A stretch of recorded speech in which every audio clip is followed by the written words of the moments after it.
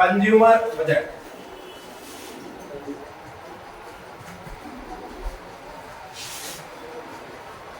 Consumer budget consumer budget होता क्या है? बजट का मतलब क्या होता है? आम बोलचाल की भाषा में बजट का मतलब क्या होता है? बजट का मतलब ये होता है, अगर हम अपनी आम बोलचाल की भाषा में बोले तो तुमने सुना होगा कि माता जी क्या बोलती हैं कि जितना चादर है उतना ही पाव क्या करो, फैलाओ। ये बजट मतलब कहना चाहती, माता जी क्या कहना चाहती हैं कि आपके पास जितना पैसा है उतना ही क्या करो, खर्च करो। उधार या लोन लेने की आवश्यकता नहीं, जितना पैसा है उतना क्या करो, खर्च करो। वो बजट, वो क्या है? बजट। आम बोलचाल की भाषा में क्या होता है? बजट यानी जितना बजट है उतने में ही क्या करो, खर्च करो, उतना ही खर्च करो, इससे बाहर नहीं जाइए। यहाँ पर हम क्या पढ़ने जा रहे हैं? कंज्यूमर बजट, कंज्यूमर का बजट। कंज्यूमर का बजट क्या है? तो इसके अंदर दो साइड पढ़ेंगे हम, बजट सेट पढ़ेंगे और एक पढ़ेंगे प्राइस लाइन। बजट सेट और प्राइस लाइन, बजट सेट और प्राइस लाइन या फिर बजट लाइन। प्राइस लाइन को बजट लाइन में क्या किया जाता है, बोला जाता है बजट सेट है क्या? बजट सेट होता क्या? कंज्यूमर दो गुड्स का प्रयोग कर रहा है, मान लो गुड्स क्या है, गुड्स एक है और ये क्या है, गुड्स एक है और गुड्स क्या है, गुड्स एक और एक गुड्स दो। कंज्यूमर अपने दी हुई आय को गुड्स एक और गुड्स दो पर क्या करेगा, खर्च करेगा। कंज्यूमर अपनी दी हुई आय को गुड्स एक या फिर गुड्स दो पर क्या करेगा, खर्च करेगा। पैसे मान लो कंज्यूमर के पास 60 रुपए, कितने रुपए है, 60। कंज्यूमर के पास कितने रुपए है, 60।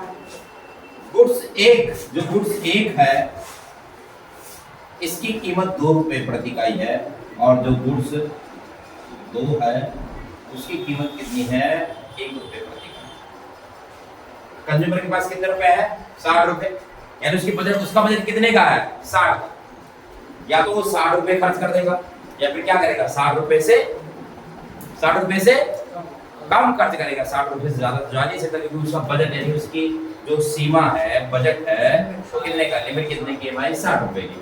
गुड्स एक जिसकी प्राइस कितनी निर्धारित की गई भाई, कितना बोला गया है, 2 रुपए। एक क्वांटिटी का 2 रुपए। और गुड्स दो जिसकी प्राइस कितनी है, 1 रुपए, जिसकी प्राइस कितनी है, 1 रुपए। अब कंज्यूमर अपनी दी हुई आय को क्या करता है, गुड्स एक की 0 क्वांटिटी का परचेज करता है, गुड्स दो की 60 क्वांटिटी का। कितनी क्वांटिटी देगा, 60। और गुड्स दो की प्राइस कितनी थी, 1 रुपए, यानी सारा पैसा किस पर खर्च कर दिया, गुड्स दो पर क्या कर दिया, खर्च कर दिया। अब ये क्या कर रहा है, दूसरे पे क्या किया भाई, 10 क्वांटिटी इसकी खर्च कर दी। 10 क्वांटिटी क्या करी भाई, गुड्स एक खरीदा यानी 10 दूनी 20 रुपए, यहाँ पर लग के बाकी बचा कितना, 40 यहाँ पर खर्च कर दिया, 40 यहाँ पर खर्च कर दिया। अब इसने क्या किया, 20 क्वांटिटी इसकी खरीदी, 20 दूनी कितना हो गया, 40, बचा कितना, 20 रुपए यहाँ पर खर्च कर दिया। अब इसने क्या किया, 30 क्वांटिटी इसके खरीद लिए, 30 दूनी कितना हो गया, 60, यहाँ पर क्या बचा, 0, क्योंकि 60 रुपए थे, 60 रुपए पूरे क्या हो चुके, खर्च हो चुके। अब यहाँ पर हम क्या देख रहे हैं, कंज्यूमर पास कितने रुपए थे, 60। कंज्यूमर अपनी गिवन इनकम को क्या कर रहा है, या तो गुड्स दो पर सारा पैसा किस पर खर्च कर दे रहा है, गुड्स दो पर, या फिर सारा पैसा किस पर खर्च कर दे रहा है, गुड्स एक पर, या फिर गुड्स एक और दो दोनों पर क्या कर रहा है, खर्च कर रहा है। ये देख रहे ना, ये क्या है, बजट सेट है जिसमें कंज्यूमर की जो इनकम गिवन होती है, वो गिवन इनकम को या तो गुड्स एक पर खर्च करता है, स्पेंड करता है, या फिर किस पे, गुड्स दो पर क्या करता है, स्पेंड करता है, गुड्स 2 पर स्पेंड करता है, या फिर गुड्स 1 एंड गुड्स 2 दोनों पर क्या करता है, स्पेंड करता है, जिसे क्या बोला जाता है बेटा, बजट सेट। क्या बोला जाता है बेटा, बजट सेट। बजट सेट का इक्वेशन होता है, बजट सेट का इक्वेशन क्या होता है, P1 x1 प्लस में P2 x2 less than equal to y। यहाँ y जो है इनकम है, आय। y क्या है, इनकम है, आय। y क्या है, इनकम है और या आय है।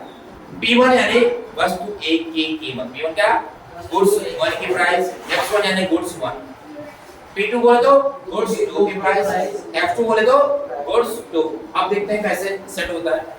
और ये क्या लिखा मैंने, less than equal to y, इसका मतलब ये है या फिर क्या करेगा, या तो इसके बराबर या तो पूरे पूरे 60 रुपए खर्च कर देगा, या 60 रुपए से क्या करेगा, कम खर्च करेगा। देखते हैं पहली क्वांटिटी का। P1 कितना है, 1 रुपए, सॉरी P1 कितना है, 2 रुपए। पहले पर देखो तो X1 की पहले लाइन पर X1 की कितनी क्वांटिटी खरीदी है, 0। पर P2 कितना भाई, P2 कितना है, 1 रुपए, और कितनी क्वांटिटी खरीदी है इसकी, 60। बराबर में कितना, y कितना, हमारी इनकम कितने तरह की है, 60। अभी कितना हो जाएगा, 0 प्लस में 60 बराबर में कितना, 60 आ गया, 60 बराबर में कितना, 60। इसी तरह अगर हम दूसरे पर आते हैं, देखो गुड्स 1 की कीमत कितनी, 2, और कितनी क्वांटिटी खरीदी, 10, इसकी कीमत कितनी, 1, कितनी क्वांटिटी खरीदी भाई, 40, बराबर में कितना, 60। क्या 60 हो रहा है, देखो 10 दूनी 20, और 40 से कम कितना, 40 और 20 कितना। ये बजट सेट का इक्वेशन, बजट सेट का इक्वेशन क्या, P1 प्लस में X1 प्लस में P2 प्लस में less than equal to y, less than equal to y। समझ में आया। जब हम इसी टेबल को ग्राफ पर प्रस्तुत करते हैं तो क्या कहलाता है, बजट लाइन कहलाता है। क्या कहलाता है, बजट लाइन। क्या कहलाता है, बजट लाइन। बजट लाइन क्या, देखो ऐसे ये है आपकी बजट लाइन। क्या भाई, ये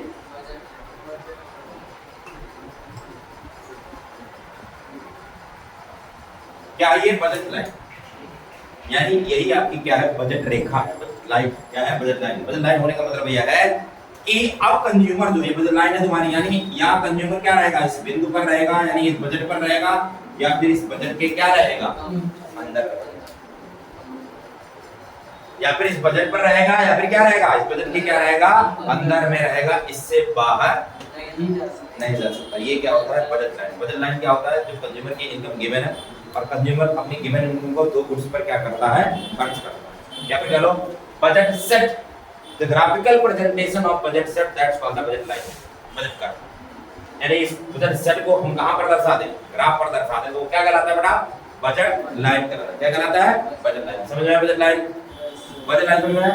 इस बजट लाइन को मैंने तुम्हें बताया ना, यही है क्या, तुम्हारी बजट है, यानी क्या है, आम बोलचाल की भाषा में बोले यही तुम्हारी क्या है, सीमित है, सीमा है कि तुम यहीं तक रख सकते हो, इससे आगे नहीं जा सकते। होते ना आम बोलचाल की भाषा में, इतनी ही तुम्हारी हैसियत या औकात है, बोला जाता ना, तो यही होता बजट लाइन, यही होता। समझ में आया बजट लाइन।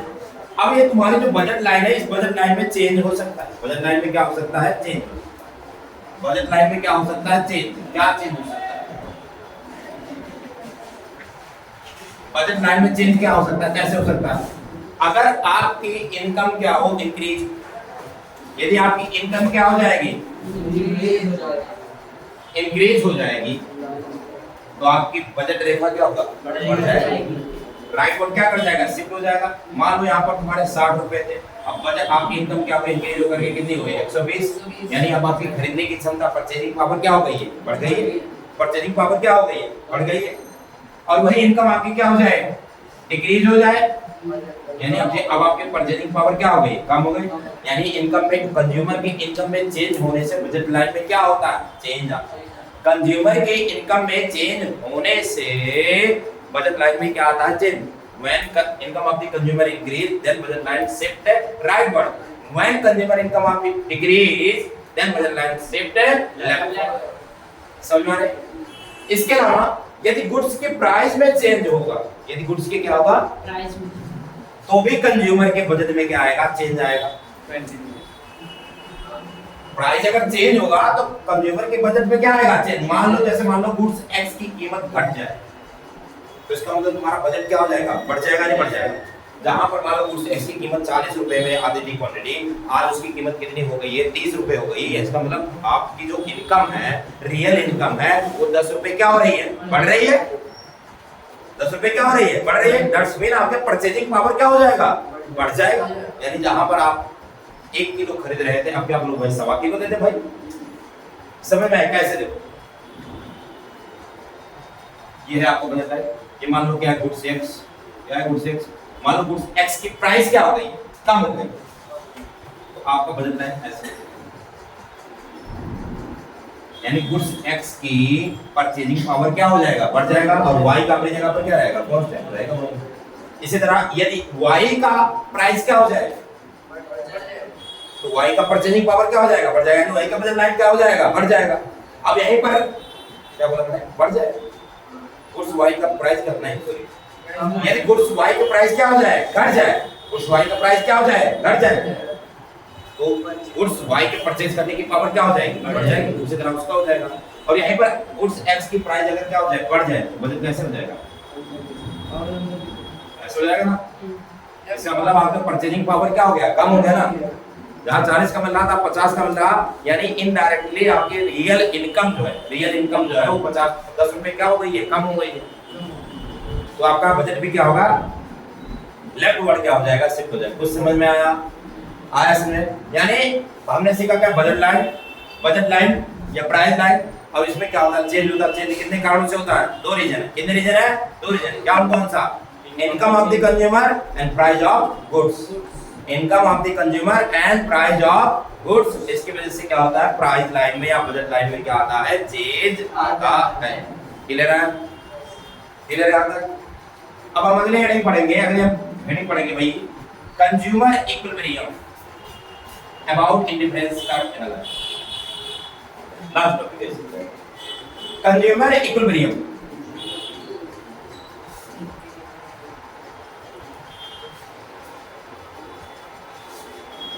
आईसी के द्वारा कंज्यूमर इक्विलिब्रियम, इसके दो कंडीशन क्या है। पहला कंडीशन MRSXY बराबर में क्या होना चाहिए, PX अपॉन में PY होना चाहिए। And second condition IC convex to origin, IC convex to the origin, यानी MRSXY बराबर में क्या होना चाहिए, PX अपॉन में PY। और दूसरा क्या कंडीशन होनी चाहिए, IC convex to the origin होना चाहिए। IC क्या होना चाहिए, convex to the origin. IC convex to the क्या होना चाहिए, ऑरिजिन होना चाहिए।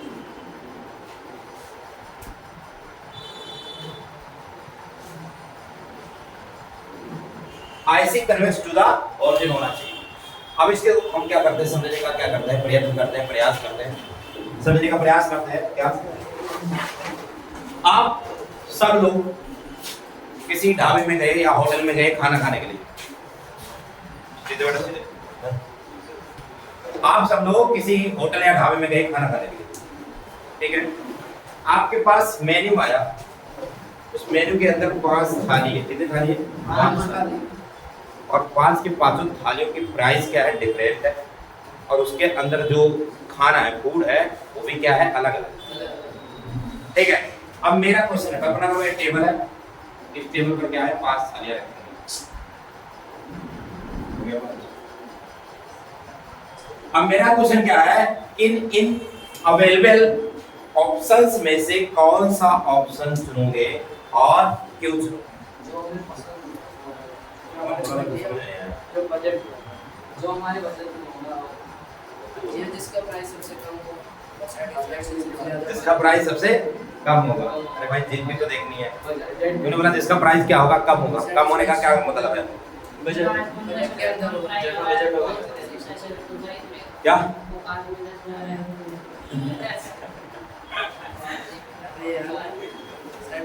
हाँ भाई प्रिंस बताएगा। बता, इन उपलब्ध मंडलों में से यानी थाली में से कौन सी थाली चुनेगा और क्यों चुनेगा। मैंने बोला तुम एक होटल में गया खाना खाने के लिए मेन्यू आया, तेरे पास वहां पर 5 थाली का ऑप्शन था।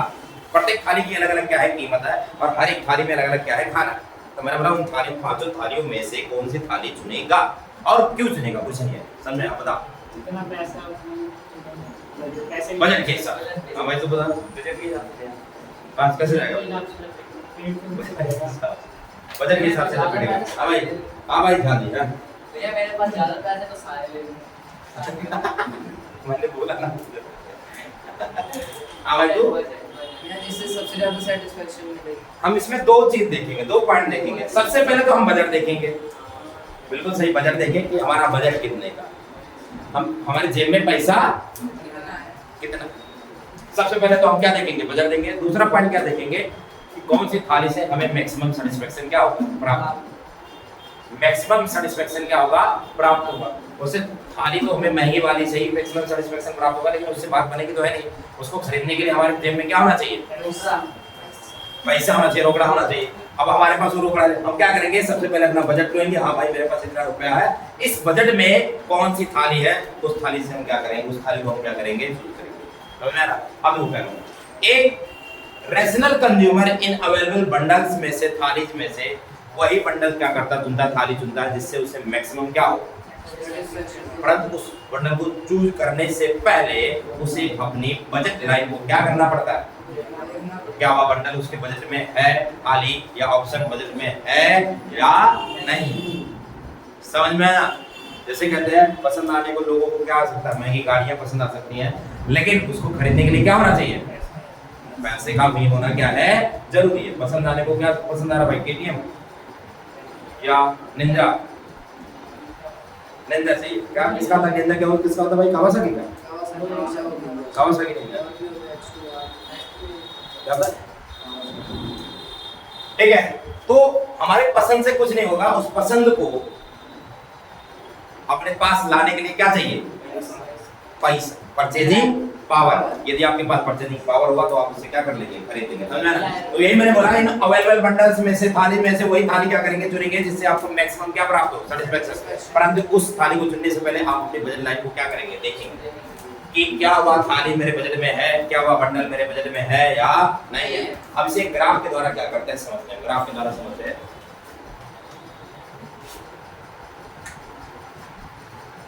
देखो भाई ग्राफ, ये क्या है, बजट लाइन, ये क्या है, बजट लाइन, ये IC1, ये IC2 और ये IC3।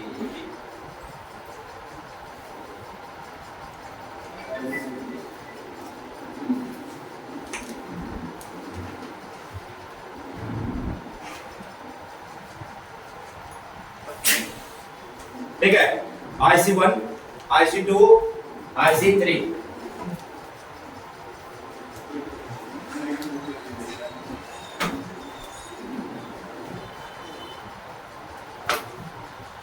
IC1, IC2, IC3।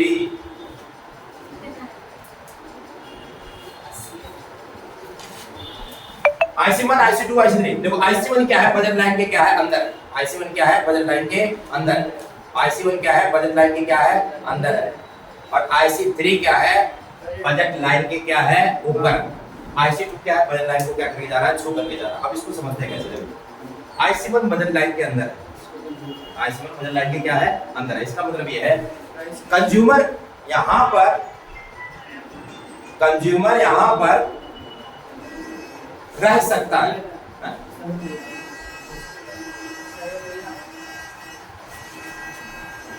IC1 जो उपभोक्ता के बजट रेखा के अंदर है, IC3 जो उपभोक्ता के बजट रेखा के क्या है, बाहर है। IC2 जो है वो बजट रेखा को क्या करके जा रहा है, छू करके जा रहा है। उपभोक्ता के बजट रेखा को क्या करके जा रहा है, छू करके जा रहा है। IC2 जो है उपभोक्ता के बजट रेखा को छू करके जा रहा है, बजट रेखा को छू करके जा रहा है। समझो, बजट लाइन को टच करके क्या करा जा रहा है। अब यहां पर देखो IC1 जो कि उपभोक्ता के बजट रेखा के क्या है, अंदर। मतलब क्या, अगर मैं गाड़ियों का एग्जांपल लूं तो IC1 स्प्लेंडर पर, स्प्लेंडर तुम चलाना नहीं चाहते, यहाँ पर तुम रहना नहीं चाहते, क्योंकि इससे और अधिक सेटिस्फेक्शन क्या कर सकते हो, प्राप्त कर सकते हो। फिर आप बात करें IC3, ये तुम्हारी बजट से क्या है, बाहर है। कहां पहुंच गए, निंजा कावासाकी पे। स्प्लेंडर तुम चलाना नहीं चाहते, निंजा कावासाकी तुम खरीद नहीं सकते, रहोगे कहां, किस पे, केटीएम पर, बुलेट पर। दूसरा ऑप्शन ले लें, अपाची पर। इन सब पर क्या करोगे, रहोगे। यानी यहाँ पर केटीएम पर, बुलेट पर, अपाची पर आप क्या हो जाओगे, सेटिस्फाई हो जाओगे। समझ में? यानी तुम IC1 पर रहना नहीं चाहते, IC3 पर तुम चाह कर भी जा नहीं सकते, क्योंकि ये तुम्हारे बजट के क्या है, बाहर है, और ये बजट के बहुत ज्यादा क्या है, अंदर है। इससे ज्यादा तुम सेटिस्फेक्शन क्या कर सकते हो, प्राप्त कर सकते हो। रहोगे क्या, कहां पर, फिर रहोगे कहां, IC2 पर क्या करोगे। दूसरा एग्जांपल लेते हैं, तुम आर्ट्स लेना नहीं चाहते थे, साइंस तुम्हारे पास ही नहीं थी, तो किस पर आ गए, कॉमर्स पर आ गए। आर्ट्स तुम पढ़ना नहीं चाहते थे, और साइंस बजट के बाहर हो रहा था, साइंस क्या हो रहा था, बजट के बाहर हो रहा था, पढ़ नहीं पा रहे थे तुम, तो ले क्या लिया भाई, कॉमर्स। क्या ले लिया, कॉमर्स। तो यहाँ पर ये वही स्थिति है, यहाँ पर वही स्थिति है। कंज्यूमर जो है आईसी 1 पर रहना नहीं चाहता क्योंकि इससे अधिक सेटिस्फेक्शन क्या कर सकता है, प्राप्त कर सकता है। और आईसी 3 पर जा नहीं सकता क्योंकि आईसी 3 पर सेटिस्फेक्शन लेने के लिए पर्याप्त मात्रा में परचेजिंग पावर नहीं है, यानी वो बजट रेखा के उसके क्या है, बाहर है। तो रहेगा कहां, आईसी 2 पर। आईसी 2 पर क्यों रहेगा, क्योंकि आईसी 2 ही उसकी बजट लाइन को क्या करके जा रहा है, टच करके जा रहा है। इसका स्टेटमेंट कैसे देना है, एक रैशनल कंज्यूमर अवेलेबल बंडल्स में से वही बंडल क्या करता है, चूज करता है जिससे उसे मैक्सिमम क्या प्राप्त हो, सेटिस्फेक्शन। परंतु उस बंडल को चूज करने से पहले उसे अपनी बजट लाइन को क्या करना पड़ता है, देखना पड़ता है क्या वह बंडल उसके बजट में है या बजट के बाहर आउट। फिर इसको एक्सप्लेन करना है क्या, IC1 जो कि उपभोक्ता के कंज्यूमर की बजट लाइन की क्या है, इनसाइड है। यहाँ पर कंज्यूमर स्टे नहीं करना चाहता है, क्यों नहीं करना चाहता, क्योंकि इससे मैक्सिमम सेटिस्फेक्शन क्या कर सकता है, प्राप्त कर सकता है। ठीक है, अगला IC3 में क्या है भाई, IC3 कंज्यूमर के बजट लाइन की क्या है, बाहर आउटसाइड है। यहाँ पर चाह कर भी जा नहीं सकता, IC3 पर रहेगा कहाँ पर, IC2 पर रहेगा। IC2 ही कंज्यूमर को क्या करेगा, मैक्सिमम सेटिस्फेक्शन क्या करेगा, देगा, वो उसके बजट। समझ में आया, क्लियर है, क्लियर है।